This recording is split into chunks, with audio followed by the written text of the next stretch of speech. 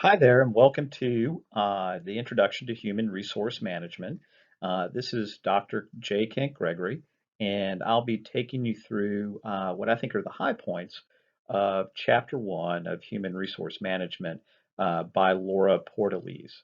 Now, I'm not going to go do an exhaustive PowerPoint. I'm going to use these PowerPoints as we go through the term as ways to kind of riff on what Laura Portolese does and talks about in her chapters.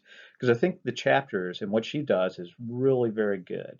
The chapters are concise, hit the high points, and they're very worthwhile. And I particularly like the embedded interviews or recordings. So this is just my opportunity, kind of help you all through and point out what I think are important aspects, but also to kind of riff on, add on to what she's done. So let's progress through all of this. So we're doing chapter 1, the role of human resources. So key takeaways of this chapter, and this is part 1. Uh, if you think about human resources, or more importantly, if we talk about capital, right? Capital are all the resources that a company uses to generate revenue or to keep the concern going. And the reason why I kind of hedge on using revenue is that a lot of what we'll be doing is talking about, nonprofits, right? So nonprofits don't necessarily generate revenue, but they generate services. So if you think about humans, the employees, they are resources that the company or concern and the organization relies on, and that can be physical labor, it can be experience, it can be intellectual capital, all sorts of things like that. Uh, and for those of y'all who have had my business strategy course or who will be taking business strategy, uh, very often human resources, or the employees rather, can be considered one of many of the core competencies of an organization or business. So, human resource management, as the author points out, is the process of employing people, training them, compensating them, developing policies relating to the workplace, and developing strategies to retain employees. One of the things that you'll note are or that I've noted in my experience is that very often human resource managers wear multiple hats, and those multiple hats uh, tend to increase the smaller the company is, right? And by multiple hats, I mean onboarding, offboarding, sometimes employee communications. Not just all, sometimes things beyond these 7 main responsibilities. And of course, the 7 main responsibilities are staffing, setting policies, compensation and benefits, retention, training, employment laws, and worker protection. Um, the author also points out that it's important to keep up with what's going on in the external environment. And the external environment is essentially uh, everything that is outside of the company or organization that can affect it.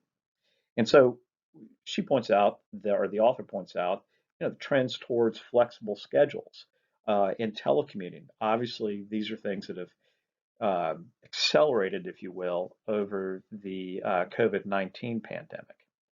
And then to understand effectively how the external forces affect human resources, a good HR manager's got to read the literature, attend the conferences, and find other ways to stay up to date on laws, trends, policies.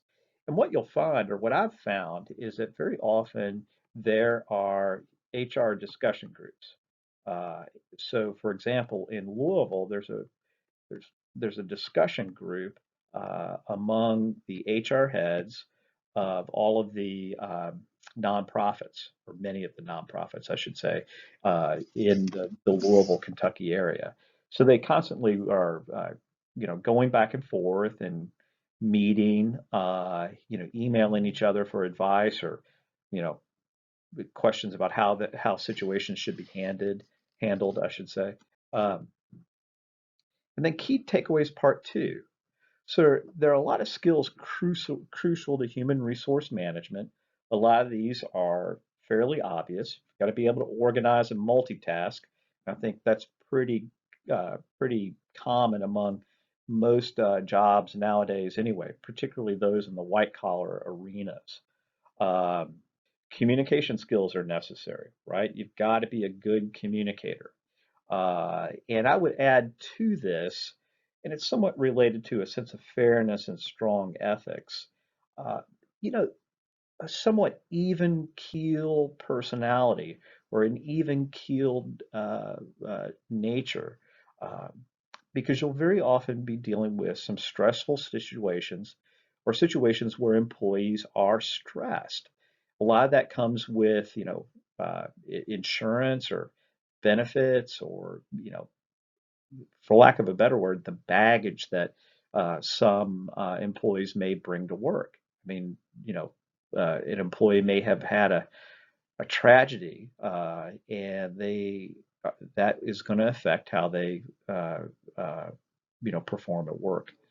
Some specific job skills, computer skills, employment law, or knowledge of employment law, writing and developing strategic plans, and that's something that we'll talk about in class, developing strategic plans.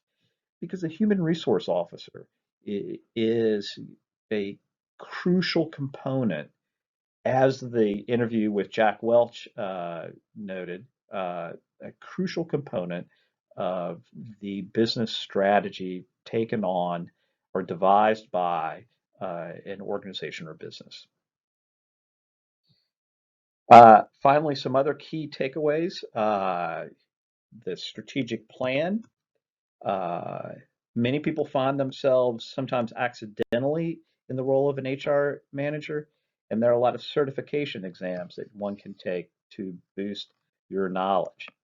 And then finally, uh, today's HRM challenges are cost containment, technology, the economy, changing and diverse workforce. And we'll talk about this in class, and then also COVID, right?